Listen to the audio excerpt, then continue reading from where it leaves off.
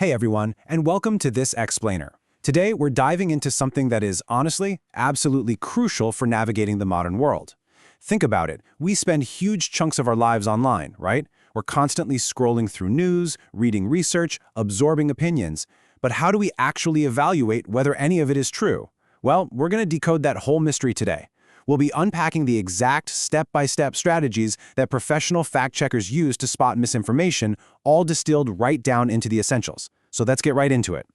Okay, I want you to picture a scenario and really think about this question. If you had to put money on who is better at spotting a deceptive website, a brilliant tech-savvy first-year student at Stanford University, a highly decorated PhD historian, or a professional fact-checker, who are you picking?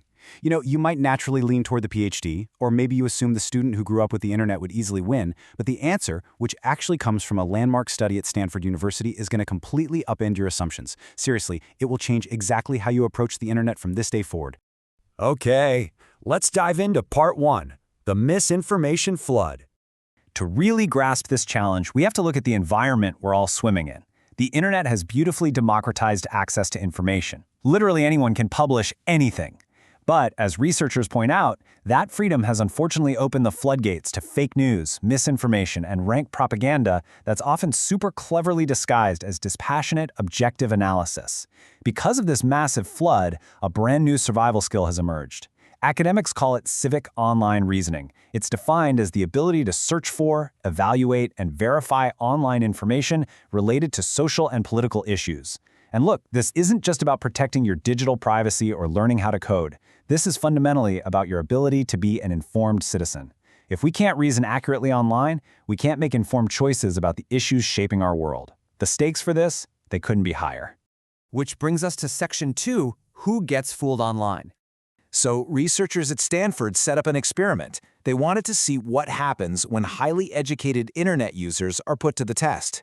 Do smart, highly experienced people actually get fooled online? They gave participants 10 minutes to evaluate the trustworthiness of two different organizations, specifically looking at the topic of bullying in schools. The exact URLs they used were for the American Academy of Pediatrics and the American College of Pediatricians. I mean, they both sound super official, medical, and trustworthy, right? Participants had to browse these live, functioning websites and figure out which one was the more reliable source. Now here is the incredible true crime-style reveal about these two organizations detailed in the study. The American Academy of Pediatrics, the AAP, is an absolute giant. It's the largest professional organization of pediatricians in the world, boasting around 66,000 members, and they publish the flagship medical journal in their field. The American College of Pediatrics, or ACPEDS on the other hand, it's a tiny splinter group. Estimates put them at only 200 to 500 members. The study notes that ACPEDS actually broke away from the main academy over ideological disagreements, and they've even been designated as a hate group by the Southern Poverty Law Center based on their stances. Yet when you looked at the ACPEDS website, they had an official-looking logo, a completely normal-sounding About Us page, and a .org domain. They made themselves look just as legitimate as the massive 66,000-member professional body. So how do those top-tier students and brilliant PhD historians tackle this? Well, they fell right into a trap called vertical reading.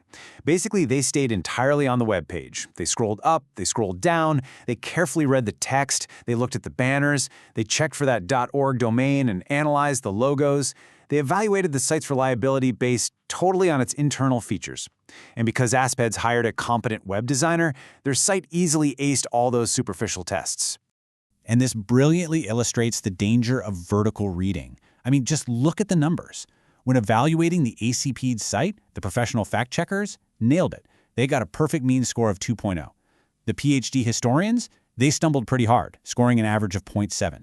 And those super smart Stanford students, they absolutely bombed it with a 0.16. In fact, the students overwhelmingly judged the tiny splinter group site to be the more reliable of the two. It's wild. Top academics and students were completely tricked by some clever, superficial web design. All right, let's unlock Section 3, the fact-checker's secret. Okay, so if PhDs and top-tier students are getting fooled this easily, what on earth did the professional fact-checkers do differently? How did they ace this test so fast? The secret is a technique called lateral reading.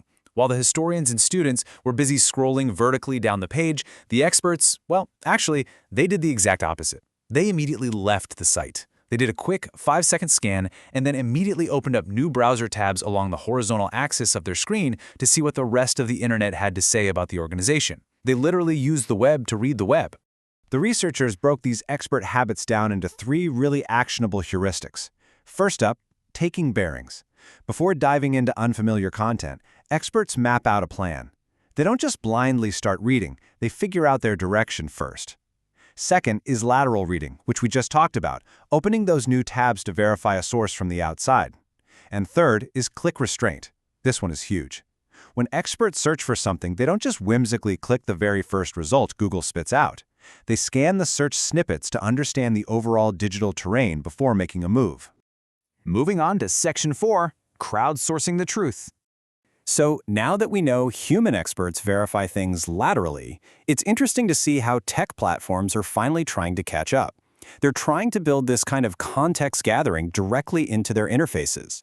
For the longest time, platforms just served us content, but as this flood of misinformation has exploded, they're attempting to adapt.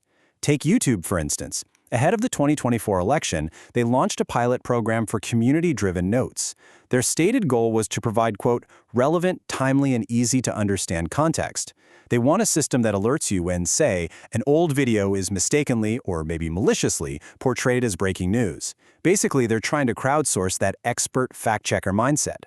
Now, what's really interesting about this is the stark contrast and how platforms are actually executing these ideas. YouTube is testing a very cautious, algorithm-screened pilot program.